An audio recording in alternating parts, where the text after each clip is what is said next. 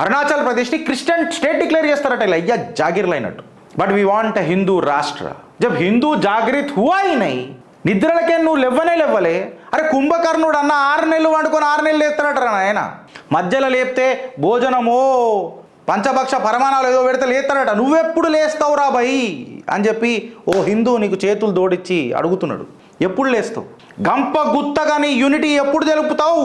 డంకే pay చోట్ అని చెప్పి ఎప్పుడు మాట్లాడతావు అని నేను అడుగుతున్నా.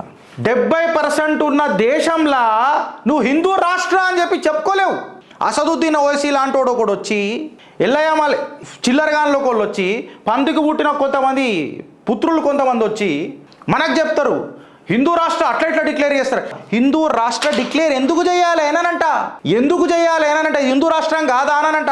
హిందూ రాష్ట్రం ఉండే హిందూ రాష్ట్రంగానే ఉన్నది, హిందూ రాష్ట్రంగానే ఉంటుంది. డిక్లేర్ ఎందుకు చేయాలా?